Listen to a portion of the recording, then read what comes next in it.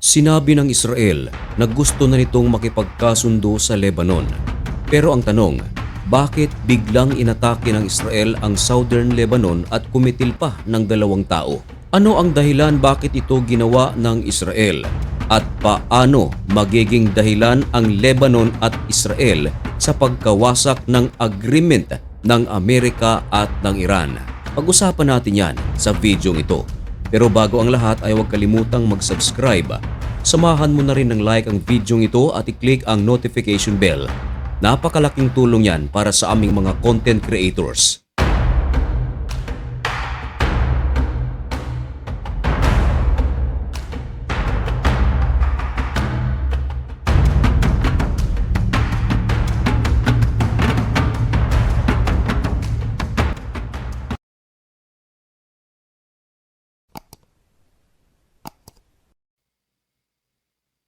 Maligayang pagbabalik mga kaibigan. Kumusta kayong lahat? Ngayon ay June 24, 2026 at nagbabaga at napakabagong balita ang ating ihahatid sa inyo. Bago natin simulan, shoutout muna sa ating mga OFWs na nasa Israel at sa Lebanon sapagkat ang ating pag-uusapan ngayon ay tungkol sa Lebanon at Israel. Nito nakaraang araw mga kaibigan, sinabi mismo ng gobyerno ng Israel na gusto nilang makipagkasundo sa Lebanon. Pero nais ko lang klaruhin mga kaibigan na magkaiba ang Lebanon at ang Hezbollah. Bagamat sila ay nasa isang bansa, pero ang Hezbollah mga kaibigan ay mga rebelde na nasa Lebanon at sinusuportahan ito ng Iran. Ang Lebanon ay merong sariling gobyerno. Nagtalaga kasi si President Donald Trump ng bagong presidente ng Lebanon at ang pangalan nito ay Joseph Aoun. Kung baga mga kaibigan, nagiging alyado ng United States of America ang Lebanon sapagkat ang Amerika ang naglagay kung sino ang magiging presidente nito. Sa loob ng mahabang panahon, ang Lebanon ay walang presidente. Nagkaroon lamang ito ng presidente nang magtalaga si President Donald Trump at ito mga kaibigan ay sa kasagsagan pa ng gera sa pagitan ng puwersa ng Israel at sa puwersa ng Hezbollah. Sa puwersa ng Israel, laban naman sa militanteng grupo sa Gaza na tinatawag na Hamas. Pinaniniwalaan ni President Donald Trump na malaking maitutulong ang gobyerno ng Lebanon sa tensyon sa pagitan ng magkabilang panig kung ang mamumuno nito ay alyado ng Amerika. Pero taliwas ito sa nangyayari sapagkat kahit na alyado ng Amerika si Joseph Aoun ay patuloy pa rin ang mga palitan ng pambubomba sa pagitan ng Israel at ng Hezbollah ng Lebanon. Kung baga mga kaibigan, hindi kayang labanan ng gobyerno ng Lebanon ang Hezbollah ng Lebanon. Marami ang mga nagsasabi na ayaw man aminin ng Lebanon na sa mga ginagawang mga airstrike ng Israel kontra Hezbollah, ang nagbe-benefits nito ay ang mismong Lebanon sapagkat mismong gobyerno ng Lebanon ayaw na nila sa Hezbollah. Ang Hezbollah raw ang sanhi kung bakit nagkakaroon ng gera ang Israel at Lebanon. Ngayon mga kaibigan, sa sinasabi ng Israel na nais nilang makipag-ayos sa Lebanon, hindi nito tinutukoy ang Hezbollah, kundi mismong sa gobyerno ng Lebanon. At katunayan, ayon sa ulat ng BBC, matapos ang ginawang pahayag ng Israel na nais nilang makipagkasundo sa Lebanon, nagsagawa ng airstrike ang Israel sa southern part of Lebanon at kumitil pa ng 2 tao. Ang tanong, bakit naman nagsagawa ng pag-atake ang Israel sa Hezbollah ng Lebanon, gayong ang Amerika at Iran ay merong kasunduan at isa sa kanilang kasunduan, ihinto na ng Israel ang kanilang pag-atake sa Hezbollah ng Lebanon. Pinirmahan ito ni President Donald Trump. Pero ang problema, ang Israel mga kaibigan, hindi nakikinig. Nagsasagawa ito ng malakihang airstrike.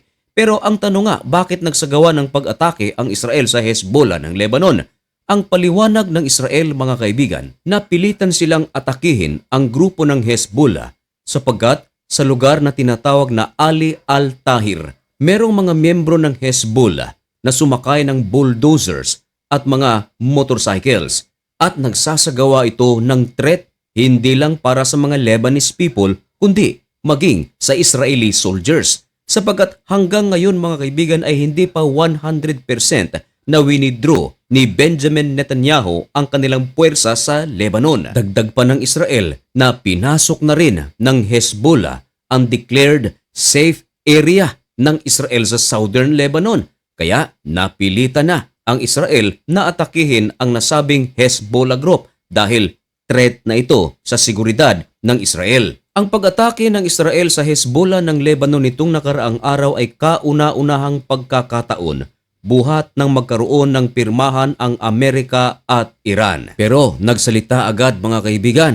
ang pamunuan ng Hezbollah at sinabi nito na ang ginawang pag-atake ng Israel ay isang blatant violation sa pagitan ng Amerika at ng Iran. Ngayon, sa palitan ng mga accusation mga kaibigan, sinasabi ng Israel na lumabag ang Hezbollah. Sinasabi naman ng Hezbollah, lumabag ang Israel. Sa pamamagitan nito mga kaibigan, marami ang mga nagsasabi na ang Israel at Lebanon ay magiging sanhi kung sakaling maputol ang kasunduan ng Amerika at ng Iran at muling magkaroon ng digmaan. Sapagkat para sa Iran, big deal ang pag-atake ng Israel sa Hezbollah ng Lebanon. Of course, galamay nila ito. At isa yan sa mga dahilan kung bakit napakatagal na nagkaroon ng pirmahan ang Amerika at Iran. Sapagkat araw-araw ay nagsasagawa ng airstrike ang Israel sa Lebanon. Ayaw itong mangyari ng Iran. At nitong nakaraang araw mga kaibigan, nabalitaan nyo rin siguro na ang Strait of Hormuz ay muling isinara ng Iran. At alam nyo ba kung ano ang dahilan?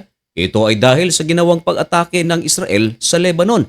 Pero mga kaibigan, sa puntong ito, parang naiipit itong si President Donald Trump dahil parang napasubo siya, pumirma siya na hindi na aatakihin ng Lebanon pero ang pumirma, Amerika lamang at hindi Israel. Ang problema, hindi mapigilan ni President Donald Trump ang Israel sa pag-atake sa Hezbollah ng Lebanon. Minsan na ring tinuligsa ni President Donald Trump ang Iran na hindi lang daw Israel ang kundinahin kundi maging ang Hezbollah. Now, sa puntong iyan, tila nag-uumpisa na naman ang palitan ng mga maanghang na salita ang magkabilang panig.